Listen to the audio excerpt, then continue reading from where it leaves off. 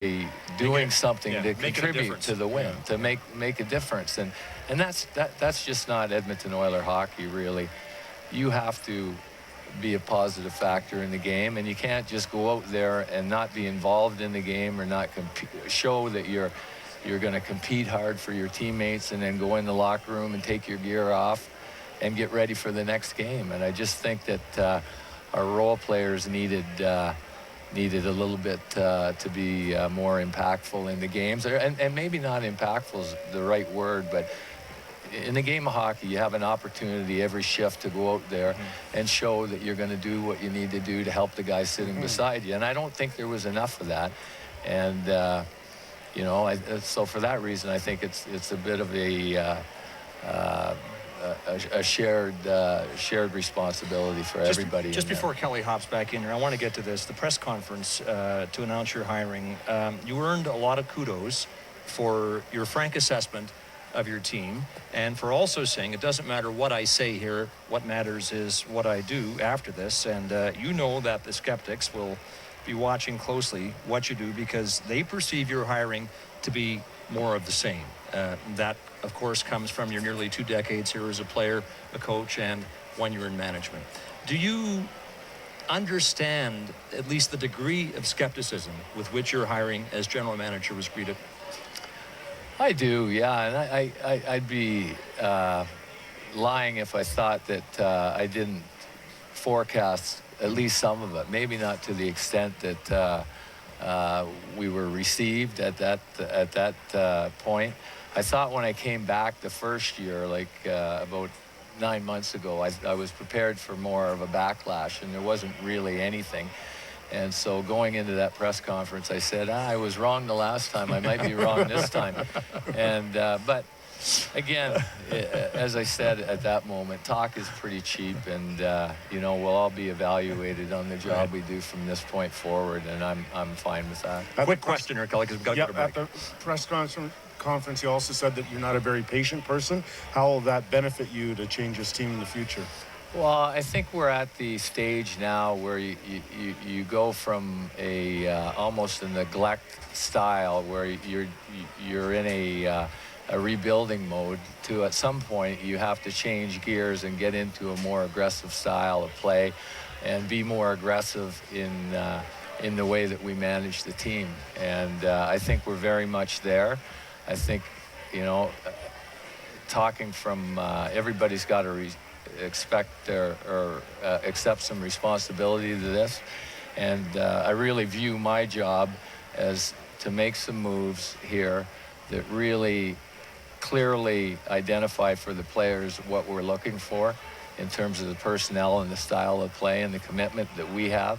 And I think doing that will make a big difference. I mean, we're not going to do anything. A lot of fans have came up to me over the last 9 or 10 days and have implored me not to do anything stupid with our with the core group, and they'll be, you know, I'll bear that advice. Listen, I have tweets here that if you were to follow the advice given in every one of them, you'd have 20 different players in here next October. But anyway, even Oiler General Manager Craig MacTavish is our guest on After Hours. From broadcasting to a university degree, that's all up for discussion when we come back. The inventor.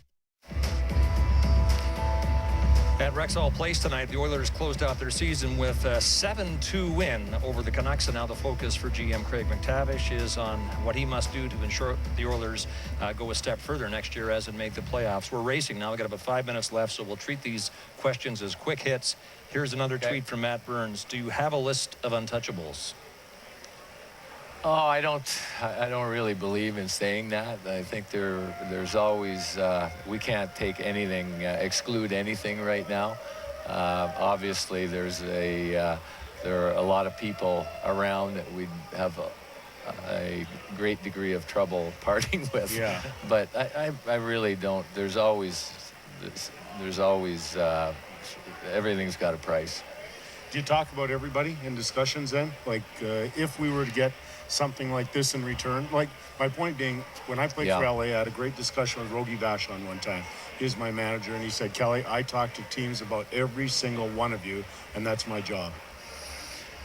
Yeah, I think managers would be surprised to hear some of the names on our team, and just because I hold them all in high regard. Yeah. And, you know, I know that people that we have in that room right now are guys that are going to make this franchise strong for 15 years. And, you know, when you talk about those types of franchise players, the Ray Borks and the Joe Sakic's and the Steve Yzermans, and I really believe that we have the makings of some of those players in our locker room. They're great people. They care deeply about the game. They're great examples. So I think it'd be difficult to talk about a lot of those guys. Tweet from Chad Welchenko. During your presser, you said getting your MBA will help you be a better GM. Why? Well, it just gives you gives me anyways, a little bit of confidence in my ability to solve big problems I know very little about. No, I think that, you know, there was a lot of really great courses on leadership and execution and things that you can really apply in the business world, and also being in management for hockey. You know, you got your MBA from Queens when you were away from the game. You also attended the Sloan Sports Analytical Conference, I think, last fall. You had some exposure to thinking outside the box when you coached Chicago in the Vancouver farm system, because Mike Gillis, who heads up the Vancouver organization, is big on his human performance plan. Do you take any of that into this job as Oiler GM? Oh, I think you take a lot of it.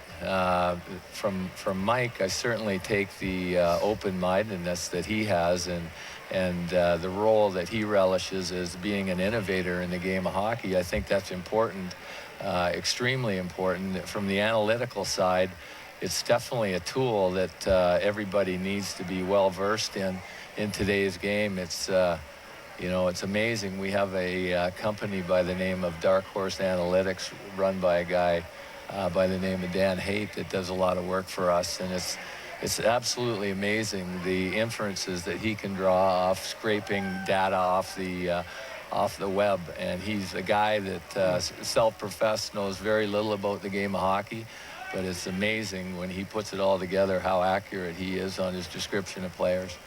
Great, Craig. We're going to have to end it there because we're running short of time. Great to have you on. Thanks, Scott. And you too, Kelly. That's very good seeing you. Pleasure. Wish you all the best of luck over the summer and next season. Thank you. All right. Craig MacTavish, Oiler General Manager, joined us on After Hours. Thanks for his candor and the challenge he faces as GM of this team.